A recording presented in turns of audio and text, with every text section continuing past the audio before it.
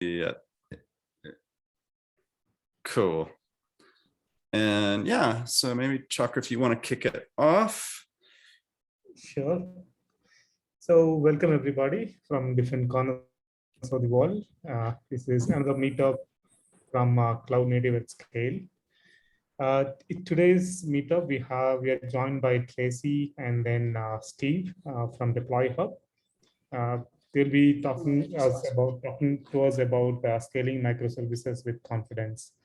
So the microservices at scale can be complex for the implementation, and there's a lot of challenges that comes along with the implementation at scale. It could be managing microservices sprawl. It could be the drift and tracking service versions and dependencies, and knowing who to call when a problem occurs, right? Those all things comes into picture.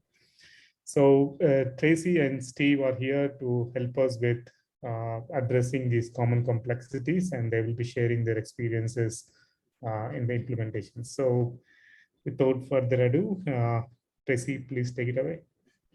You got it. And thank you so much. And a huge thank you for inviting us back to speak at your meetup. I so appreciate it because I know there's a lot of people that have things to talk about. And I'm super honored that you would invite us back and have us talk more about microservices.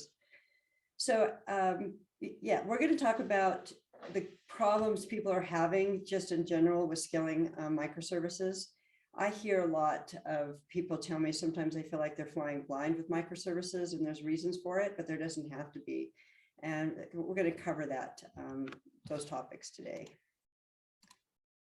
All right, so as most of you know, because this is a cloud native event, the whole idea of a monolith system delivered in one big jar file or one big package is really kind of changing.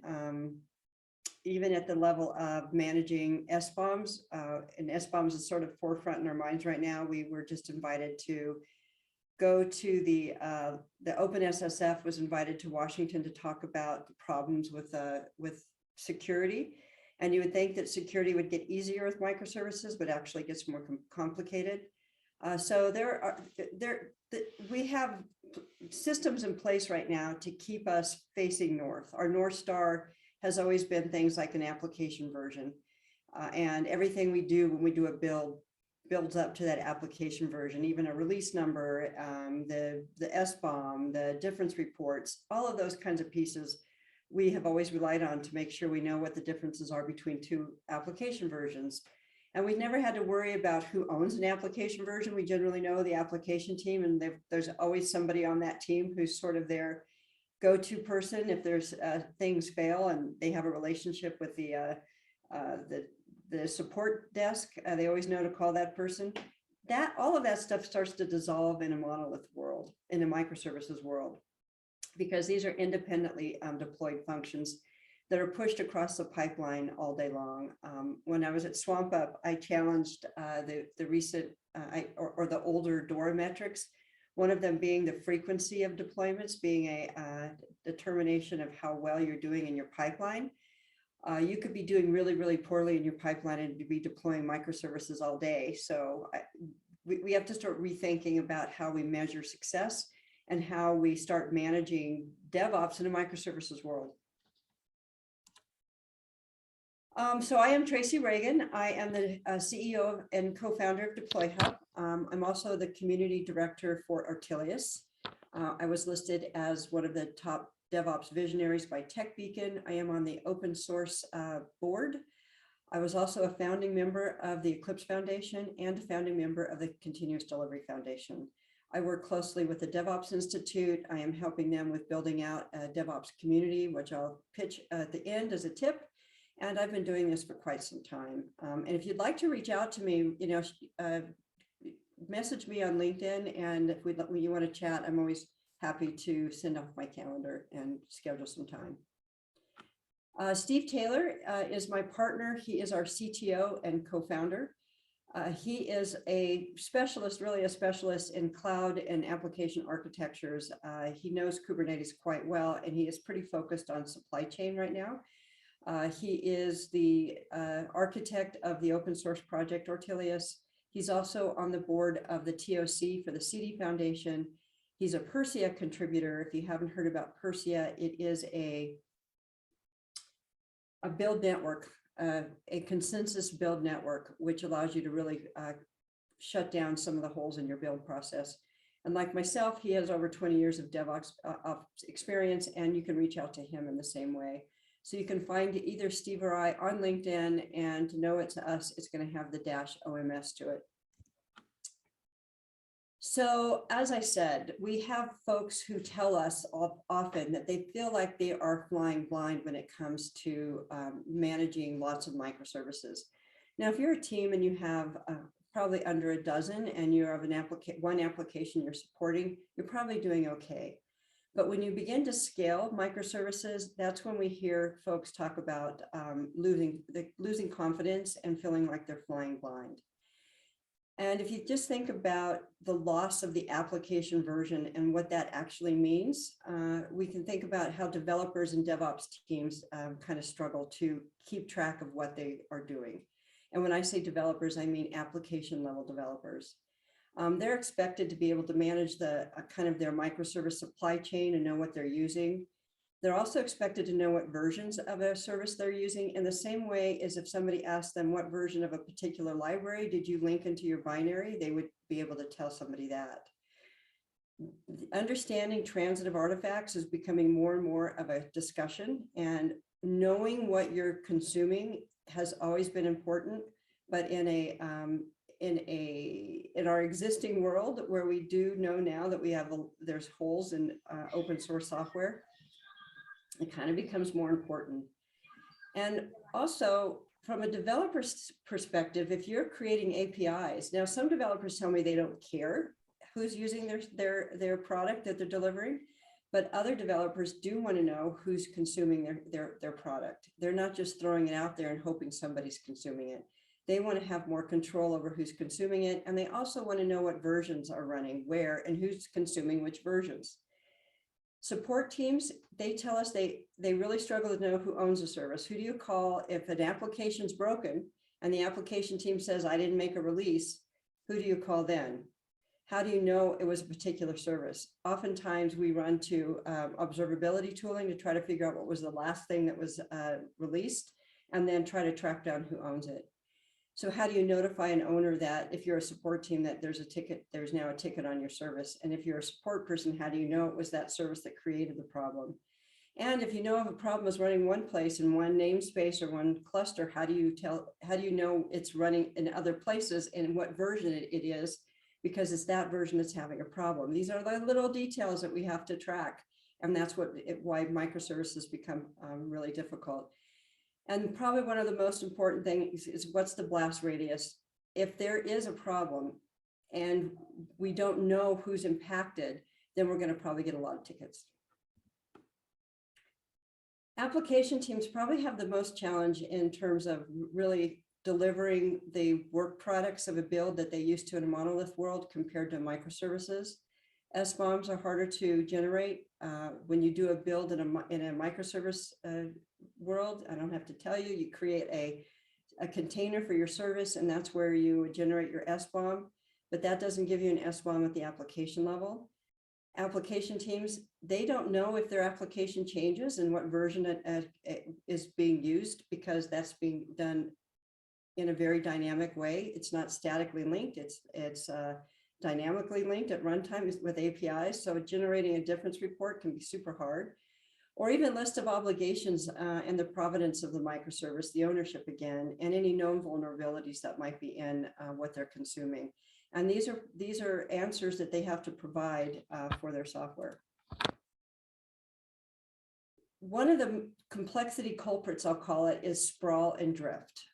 What happens is what we're seeing is we'll see companies that will have diverse teams and they don't collaborate very well on what type of microservices they're creating.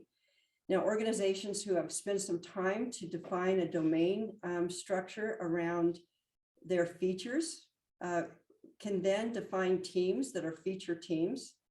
And that works a lot better because if you have a feature team around security, for example, they're the ones who write the login routine and everybody goes to that team to find the login routine. If you're not doing that, you might have every team create their own login process or any of their own logging processes. And if you're trying to write software quickly, sharing these reusable components is the goal. If you want to really leverage microservices, you really want to create them so that they can be reusable across multiple teams, not just defined to one application.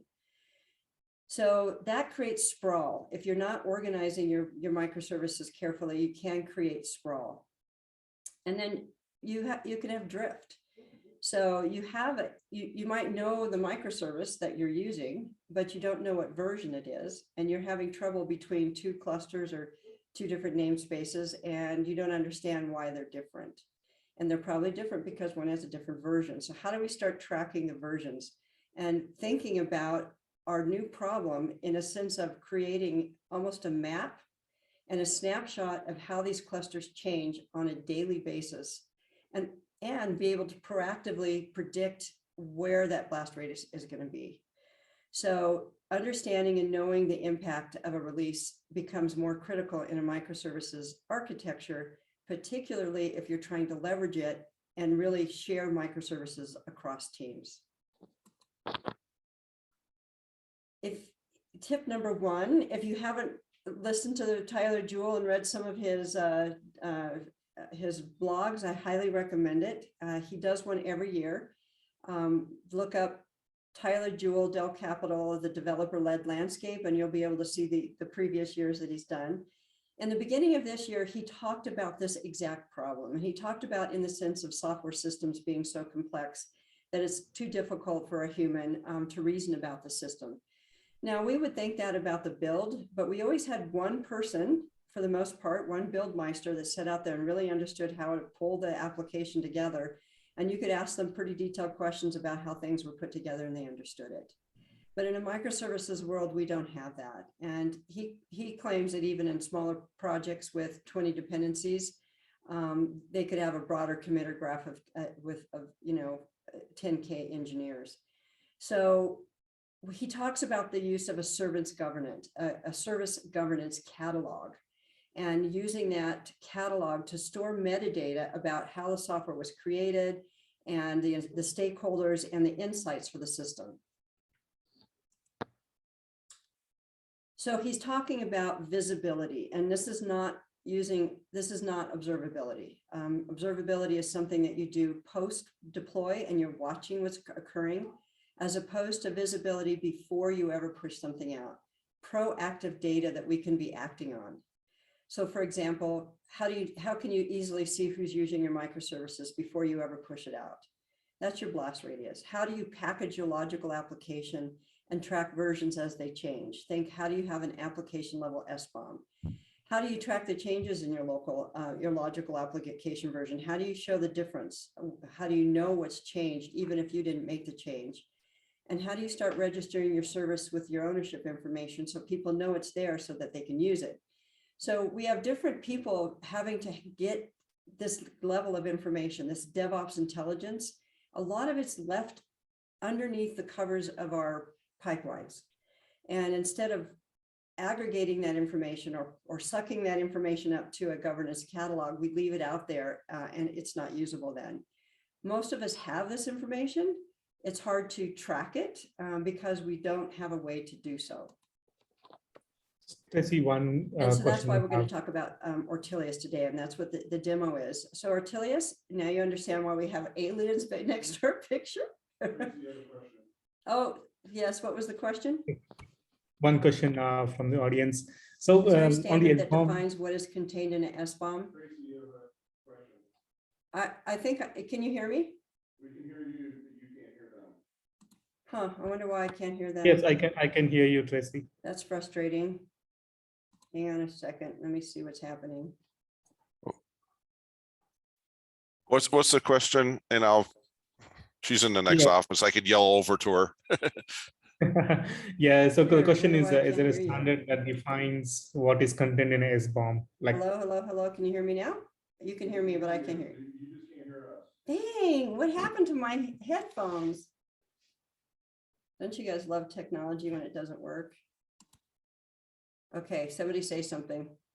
Test 1, 2, 3. Oh, thank you. Thank you. You're back. I had to, for some reason, it switched to a different microphone. So Alright. go ahead and ask the question again. The question is there a standard that defines what is contained in a SBOM? There is. There are some really good articles on that topic. I am going to shamelessly plug this document. I want to see if you can see it. It is written by the Linux Foundation, and it's called Software Bill of Materials and Cybersecurity Readiness. It talks about the standards. So the Linux Foundation has SPDX, which is an ISO standard. There's also Cyclone and Cyclone DX. There is an effort to start bringing together what those standards are going to be. We're hoping that the SBOMs Everywhere project that we're working on with the OpenSSF will make that easier, because us as a consumer of SBOMs, we need that standard. So there is, and I would say to take a look at this article. It is, you can find it at the Linux Foundation. Again, I'll put it up here again, Software Bill of Material and Cybersecurity Readiness. In fact, our last meetup was on SBOM.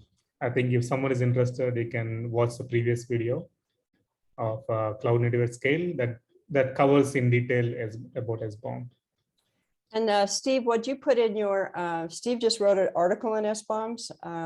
Would you put that in the chat for folks? I think I might have put a link to that article in there. If I was smart, I would have. So, so Artillios is incubating at the Continuous Delivery Foundation. It is a governance catalog that tracks, that allows you to register and track microservices. What it does really well is versioning. It versions the services and it tracks application level, what we call logical applications and their releases. And yes, that's why we were sitting next to aliens, is because Artillios has an alien mascot. All right, so it is a governance catalog. And what it does, I like to say it hoards data. It hoards any DevOps data that we can pull in and do something with. For example, a component and its version, application to component relationships. When we have that, we can create the blast radius so that you know if you change the cart service, it's going to impact three different versions of your applications that may be running in different locations. It's going to track your application and component inventory, your service and application SBOMs and CVEs, your ownership, and your metadata about your deployments and where it's running. So the name of our company is Deploy Hub. We are a hub of deployment data. So you know everything about a particular object even before it goes out. We have a really interesting group. If anybody's interested in joining an open source community, we would love to have you. We have a few folks from Red Hat that's participating with us, a few users from NatWest and CubeVisor as well. And we're working with Brian Dawson has joined. He is now with Ripple, and he's keeping us apprised of what's happening in the blockchain world, which we are looking at doing some work in blockchain, but that is for a different discussion. So if we think about who uses these types of catalogs to tame microservices, DevOps teams use it to track the service inventory across all the clusters in a single place. The microservice developers themselves use it to register their service and announce what's available to facilitate the reuse. It makes it easy to find and share microservices. Application teams use it to view the logical application versions and aggregated data and their current dependencies and things like difference reports. So they know if their application breaks and they didn't change it, they can have somewhere to go to see what changed. Then security teams, we haven't really added security teams in our DevOps world, but CISA is becoming a much more prevalent position now. You'll see chief information security advisors now working for organizations. And security teams need to have that dashboard because they're going to start looking for supply chain vulnerabilities. And they want to see that not necessarily at every microservice level, because you could have a microservice out there that nobody's using. They want to see it at the application level. So if you're delivering code to the government, they're not going to ask you for all of the SBOMs for every microservice. They're going to ask you for an application level SBOM. And support teams, as we pointed out, they probably suffer the most when it comes to trying to track down who they need to call if something does break. And that central governance provides the ownership information and based on versions, because remember, you might create a microservice, you leave the company and somebody else now takes it over and updates it. That kind of information has to be tracked too. So let's just think about how Artillios works here. So first you have a producer. Those are your API developers. They create what we call a baseline of their component. And when they define that baseline, they define it with things like, I'm using a Helm chart. These are my key values that you need for deploying to dev, test, or prod. This is how you can reach me. This is my PagerDuty information. And they even might add the Swagger detail. And if they do, we can, if that information's out there, we can start maintaining Swagger and CVE and SBOM information for that one microservice. And that's probably the most critical part. Consumers are the application teams. They define a baseline package. So it is a versioning system. So the components have a baseline, a base, a base component, and the applications have base components. From there, we can automatically begin to track versions. So for example, here, if we have the producer of the shipping service registers their product to Artillios, now the application teams decide to use it. In this case, we have the shipping service being used by the toy store, the candy store, and the clothing store. Now, the next thing that happens is the producer decides they're going to add a new version. Once that happens, Artillios is triggered to capture the new component update information, which would include its new SHA, any new Swagger information, the new SBOMs, the git commit, and all of those gory details that we need to track. All of that DevOps intelligence that's sitting there underneath the covers of your pipeline that we have never pulled in before. Once that happens, because we have the information about who's consuming based on a baseline package, we can now incrementally provide a new version, a new release candidate for every application that's consuming it, even before it gets deployed.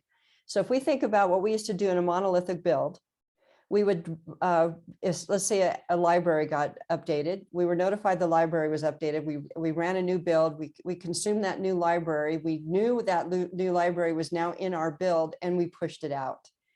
This replaces that. This is replacing what you would do in a CI server by creating a release candidate anytime an underlying component is updated. So we track that over time. That doesn't mean that the application goes ahead and does a deployment of the application, but it does mean a new release candidate has been made available. From that, we can start pulling in, information out and doing some interesting things. We can create that blast radius. We can create the logical application SBOMs and CVEs, and we can start tracking the application component dependencies and as they change over time. Now, it fits into the pipeline because we don't want anybody to have to do this manually beyond creating your baselines. So for example, in this case, you would have your microservice developer would create their new build image, or they would check something in and the pipeline would go ahead and create a new image build. Artillios would get pulled in at that point to create to pull in all of that general information from the build, the artifact repos, the version control information, the SBOM, the CVE scanning. That gets pulled into the catalog, and then we aggregate it up to the application level so that the application has all of that information. All of this is just logical. It's all logical stored in a database. And we then generate those reports. So I am going to turn this over to Steve, and he is going to go through, he's going to show you how we do a few things. He's going to show you basically our data model, what a domain is, how do you make it easy to find and share components, how do you register a base version, how do you register a package for a logical application, what the versioning looks like over time, and then how to aggregate that component level information up to the application level. And then we'll show you a blast radius and difference report. And at that, I am going to stop sharing and turn it over to Mr. Taylor. Okay. You have one question before we. Yeah, go ahead. Right. So since the question is, since data within microservice framework remains distributed, how do we maintain the confidentiality, integrity, and privacy of user data? I think more of a generic microservice question. I don't know if that is relevant, but do you want to take it? So with microservices, they are still going to need to conform to like you would with a monolith. If you have user information in a monolith, that's going to be handled the same way. Like a user profile in a monolith, that's going to be handled the same way as far as securing that information in the microservices world. Now, one of the things that a microservice will allow you to do is minimize who can retrieve that information and look at it. So you can put some more guardrails around it instead of somebody kind of sneaking through the monolith to get to that information. So what will happen is in the microservices world, you'll create your microservice, get the user profile, and then you go ahead and put in place if it's going to be other microservices or if it's going to be like in external routes to that microservice. You can put in rules to say who can access that information at that point in time.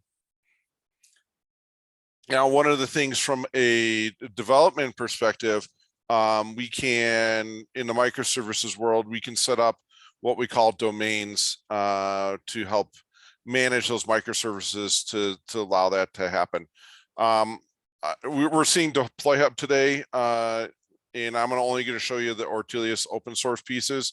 Our normal demo took a vacation over the weekend, so I'm using a different one that has some different data in it. So one of the things that when we look at a domain, you can think of the folder structure, and we're actually going to go into the Santa Fe software domain here. And what we have at this level is we can go ahead and have our high level like company domain, and then we can have our store services. And then from there, we can break that down into like purchase processing and like I said, the store services at that level. What we can do when we keep on drilling down into these domain levels is we can see what other services or microservices that we're going to have that are going to be within that.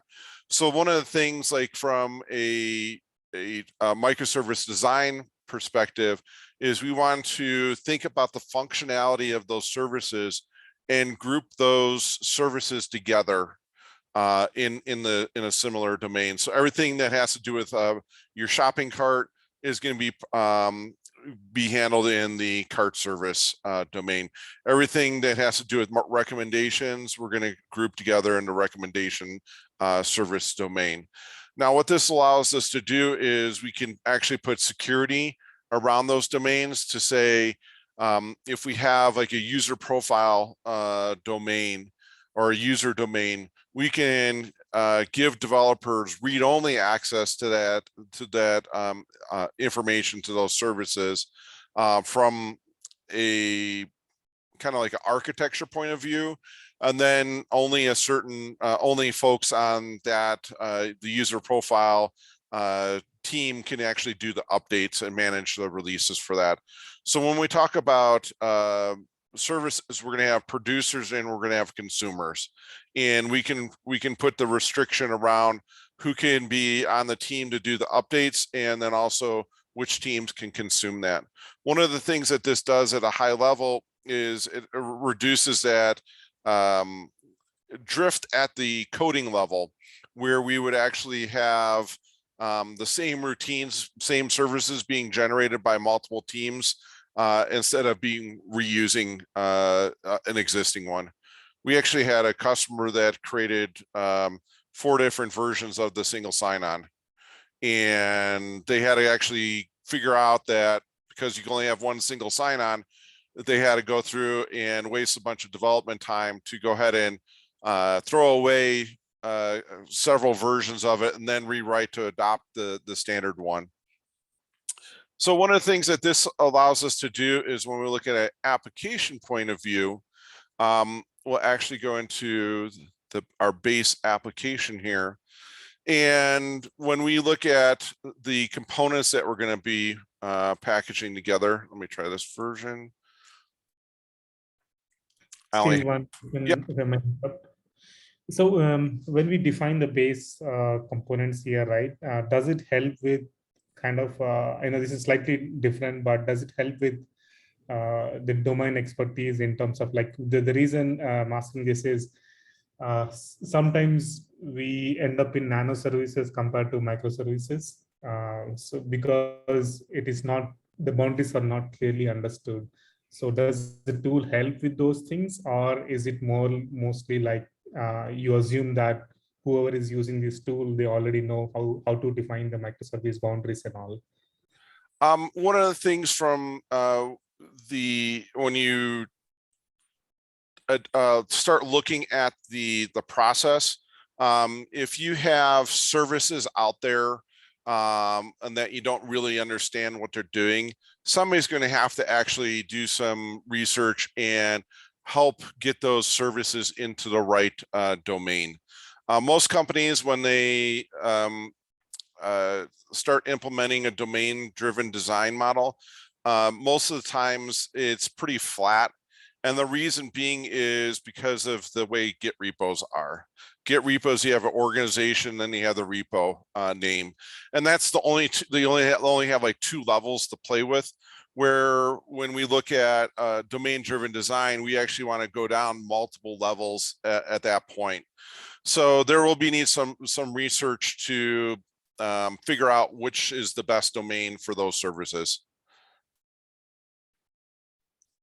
Got it. Did I answer your question? Yes, understood. So what I understood is it's kind of external that you decide that first and then do the entries in the domains here.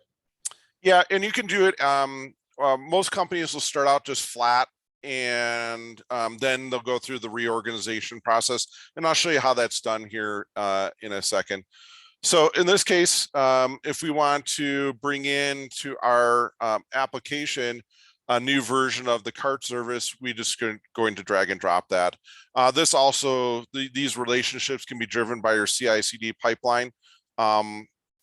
Just looking at YAML files doesn't make for a very exciting demo. So here we have 2 different versions. We have a version of the cart service, a version of the recommendation service, and those are being bundled together in a version of the application.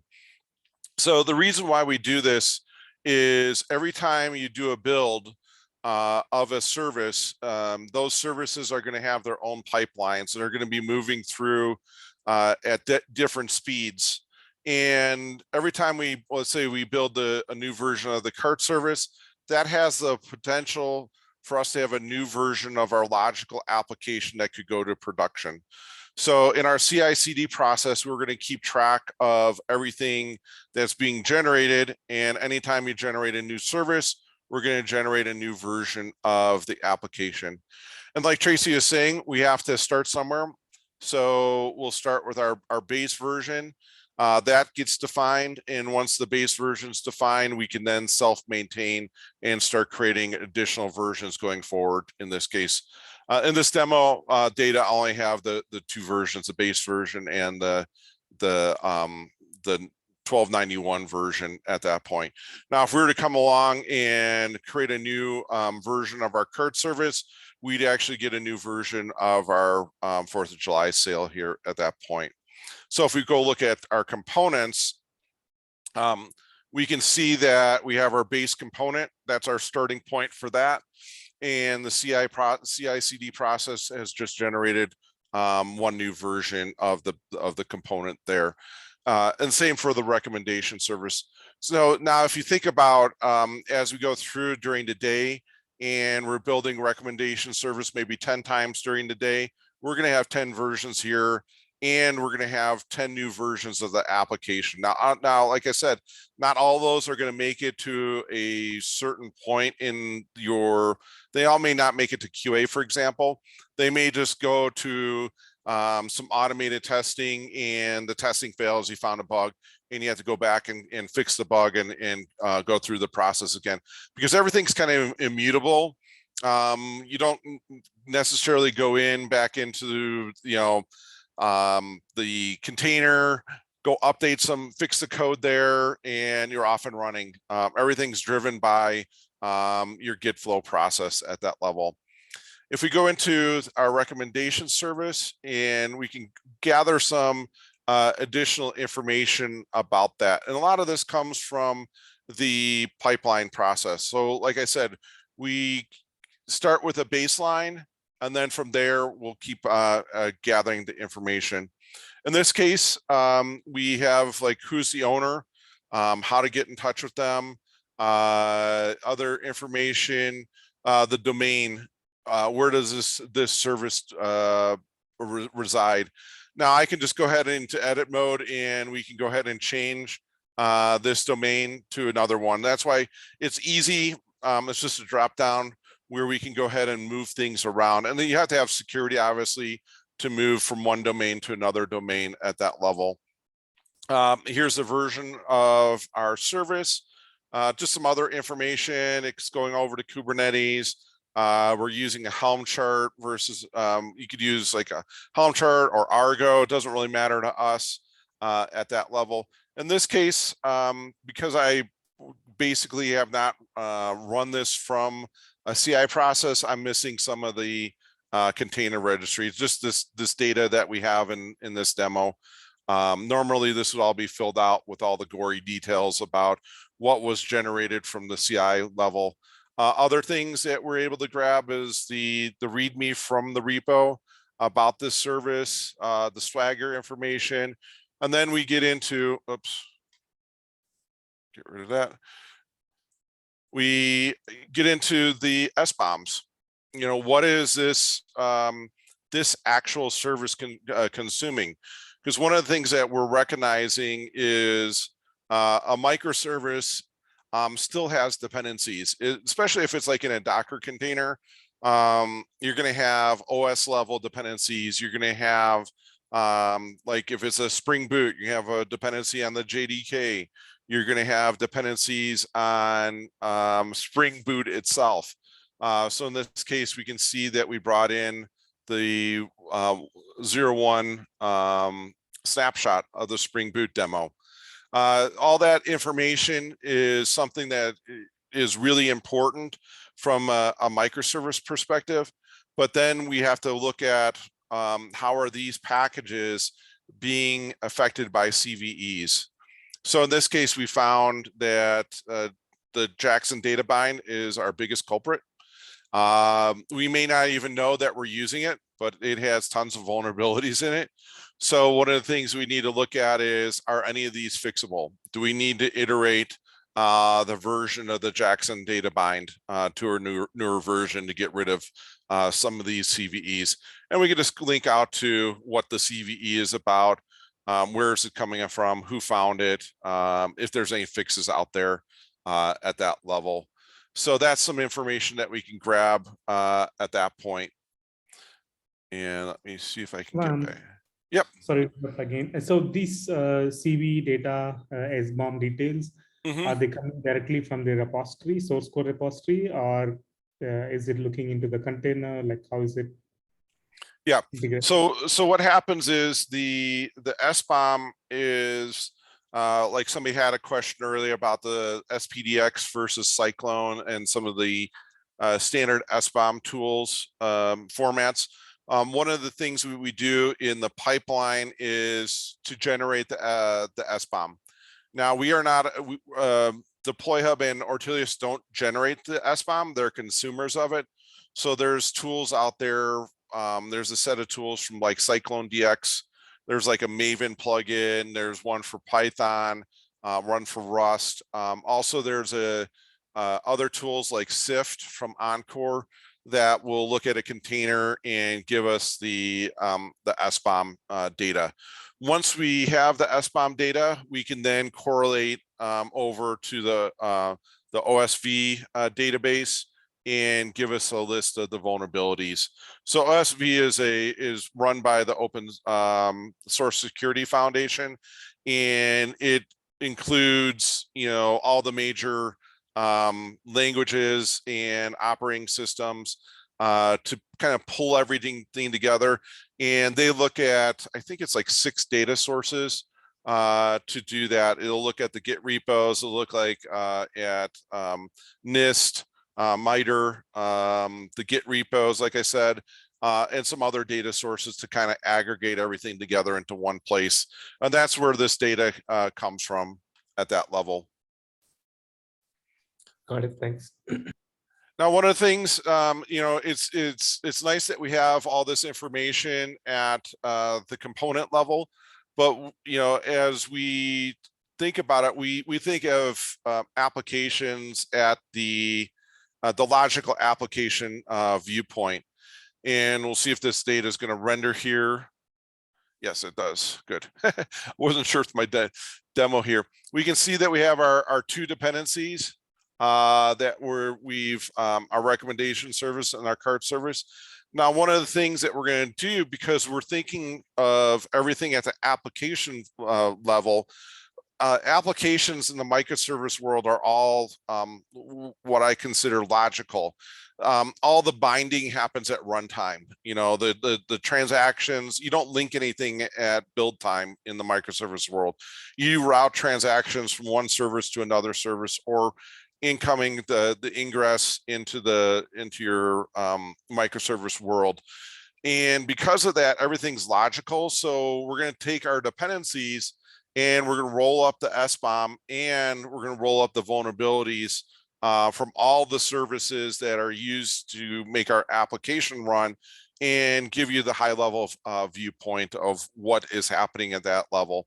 So you'll see here in this table, we have the additional column here, which component is causing that issue. So in this case, it looks like recommendation service is our main culprit of where our CVEs are coming from at an application level. And then we do have a couple from cart service. So that's some of the things that when we think about microservice architecture, the sprawl, that type of information, we want to be able to gather that up to the application viewpoint. I know Tracy mentioned the being able to like compare. I don't think this is going to compare because I don't have the data. Yeah, it's the only thing that we have when we compare our base version, which has nothing defined, to our new version. We've added 1 or 2 components to it.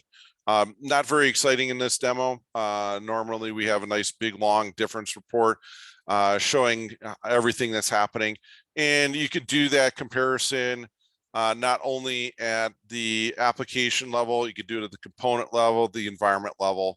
So you can actually compare your prod environment to your staging environment to see what's happening at that level, to see what new changes, you know, which microservices have changed between one release and the next release.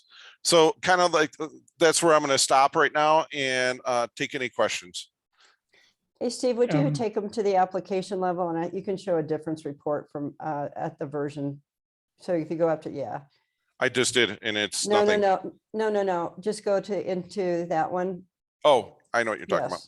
Yeah, and you'll see what the changes are from. I don't think it'll show it in this because this one's never been deployed. Oh, okay. Scroll down and. Yeah. So there, No, it's yeah, just okay. this data set that we're working with. But we do see the dependency map and stuff. So Steve, the data input for this tool, right? Is it going to be based on API calls that you make from different CI systems, or sorry, CD systems? Like, right. How is the data input into this tool? Yeah. So one of the things that we do, let me see if I have. Let me launch this real quick.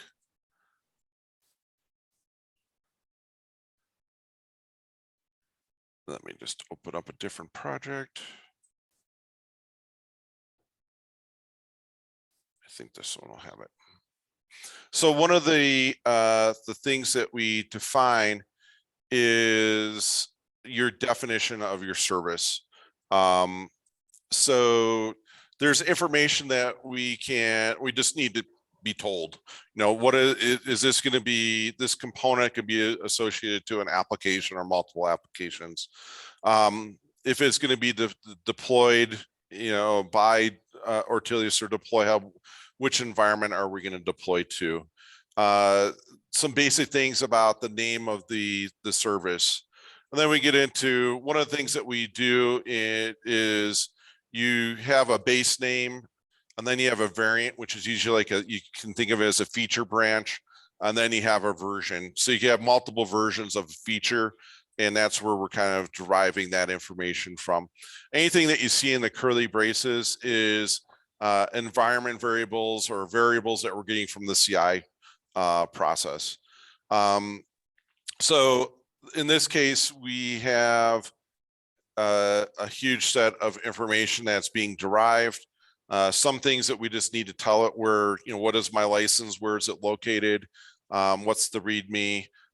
Who's the service owner that we're going to be associating this to? And this information is just added as a component TOML file into your repo.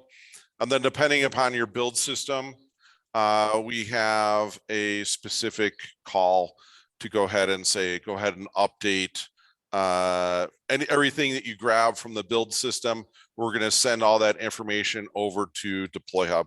So in this case, we're sending over all that information from the component TOML with all the variables resolved, plus the Cyclone SBOM. And that gets loaded into Deploy Hub for us to, or Artillios for us to keep track of. And when we do this, we will generate a new version of the component, and the new version of the component then, because we know the relationship to all the applications that are consuming it, we get new versions of applications at that point. So it's a pretty easy integration into your CI/CD process, but that's where once we add these, like in this case, this is a Google Cloud build, we add a couple steps, and it's a plug in and forget type of scenario. Is there any chance that this information may be drifted from the actual state and then you have to reconcile? So what happens is, because this is tightly tied to the CI/CD process, anytime you do a build, we'll create a new version of the component inside of Deploy Hub.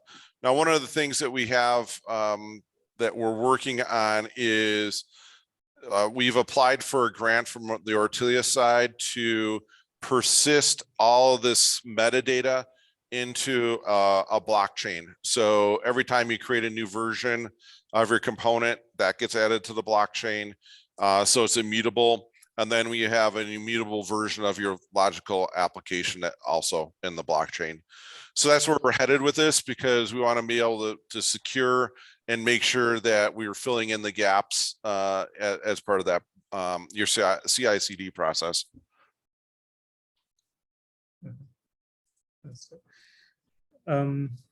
Got it. So is blockchain implementation what we hear is mostly towards the compliance part, right? Like to make sure you have a history, is that right? Or yeah, are there any other use cases you're looking at? Initially, that's going to be the use case. So the blockchain provides us a transparency ledger that's immutable. So basically, it's a log of everything that's happened, and it gives us a way to snapshot and put our versioning information into a place that's immutable in the blockchain. Now, that's the initial use case. The second use case that we have with the blockchain, they have a blockchain, so it has this concept of a wallet, and you can like buy something, for example, using your wallet. So you can buy a version of an application at $0 amount, for example. So you can actually buy a version of an application, and that would show in the blockchain that you're consuming that version of the application. So that would then be where we can do association to show where things were consumed and where they ended up going. So there's another aspect to the blockchain that we're going to be leveraging down the road, but initially it's going to be the transparency ledger. Got it. Yeah, so from audience, feel free to ask questions if you have anything. You can unmute yourself and then talk. So I have one more question, Steve. Yep. When is the right time to use this tool? I mean, like I see when we adopt microservices at scale, we need this kind of tool. But how do I see that I'm hitting that scale? That's a great question, because what we're seeing is companies starting out that they'll have maybe 15 to 25 microservices, and the DevOps team and the SREs are keeping track of that information on a spreadsheet or in their head. And once you can't fit all that into your memory, that's when you have to start going to a tool like Artillios and Deploy Hub. It just gets too complex, and also the speed of how fast things are changing. We're still trying to adopt Agile on the right-hand side. We have Agile figured out from the development perspective, but I don't think we have Agile figured out at the deployment side for production. We still put gates in place to make sure that we only get an update to production once a week. Even though developers are cranking out 15, 20 changes a day, we're only doing that to production once a week. And that's sort of the other thing that's going to affect how quickly you need to adopt something like Artillios. Is the number of microservices. I would say anything over 20, you need to start looking at it, and the frequency that you got going on. If you're doing changes every day, you definitely need something like it. Got it. Okay. Is another question in the Q&A box. How is the dependency map generated? So when we when I showed you, we can do the drag and drop type of relationship. And that's only needed at the base level. So we just need a starting point to understand what your dependencies look like. And then from there, when we do a new version of the service, we know this application was consuming the old version. So that gives us, we have to say, then we have to create a new version of the application with a new version of the service. The other way is through that component TOML file, saying these are the applications I'm being consumed by. And the last way is we can interrogate like a Kubernetes cluster to give us, and that one isn't exact, but we can look at like all of the services in a namespace belong to this application, for example. So those are like the three ways that we can get going. And once we have that, it's pretty much self-maintaining. Got it. One other question in the SRE space, right? Let's say we implemented this. How is the consumption going to be looking like for SREs? Is it like, do you have any reference customer who implemented in a particular way so that if you can just share your experience in those, I think probably we can relate. Yeah, from the SRE perspective, that usually they worry about drift. And also there's two things. Drift between a service being used by multiple application teams. So it's a shared service. Did one team get the update, the other team's using the old version? That's one form of drift. The other form of drift is between production and user acceptance testing.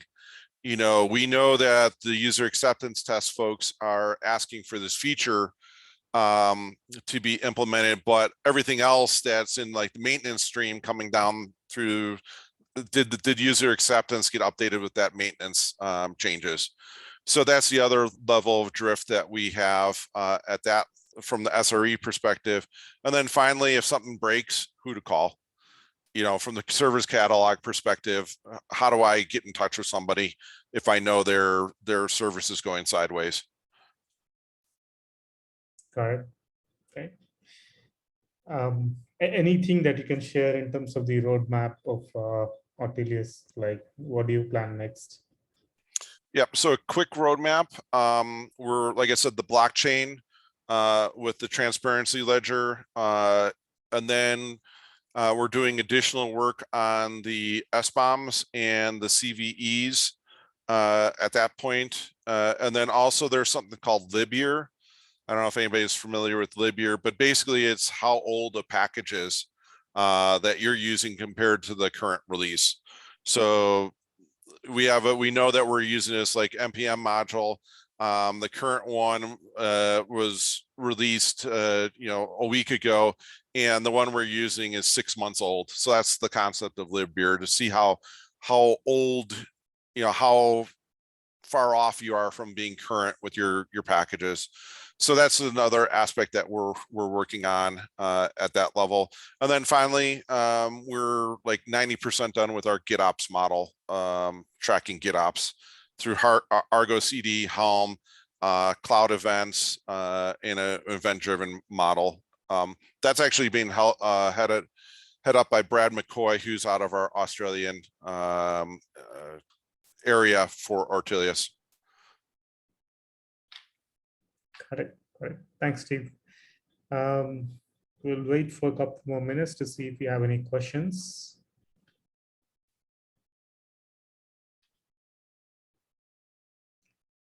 Okay.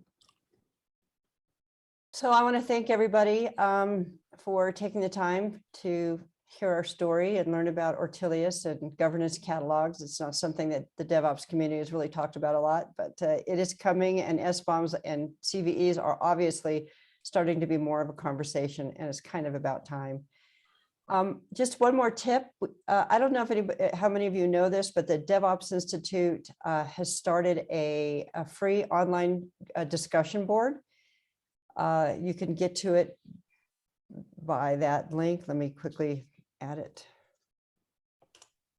They just launched it, and unlike a Slack channel, it's the information is static, and the goal is to really start having discussions about these types of topics. Right now, they have the communities. They have one on Kubernetes, AWS, just general DevOps culture, and one of my favorite topics, which is CD events. And CD events for us is going to be more and more important, as microservices should never be treated the same in your DevOps pipeline, because they're not equal. A security microservice may need to go through a much more stringent pipeline than somebody changing a jar file because they changed the color of a bar or something. And CD events really kind of revolutionizes the way we think about pipelines. It's more like Kepton, and there's more information coming on that. So I'm hoping that you guys can join us in the community. And if you want new boards, you can post questions out there and say you'd like to host a board on a topic. Thanks, Tracy. Thanks for sharing that information. Fantastic. All right, Josh, you can take it. So thank you, everyone. Yeah, no, I think that's it. We will send the recording tomorrow. And yeah, I just want to thank everybody again. Tracy, Steve, thanks so much. It's always good. And we'll have you come back next quarter. Okay, thank you. We can talk about SBOMs. If you'll have us. Yeah, I think sure, a good we'll talk about the discussion. blockchain. Yeah. Sure. Oh, that would be fun. Yeah. Yeah, we can talk about that. Awesome. Thank you. All right. We'll Thanks, talk everybody. soon. Take care. Thank you, Chakri. Bye. Bye-bye. Thank you. Bye-bye.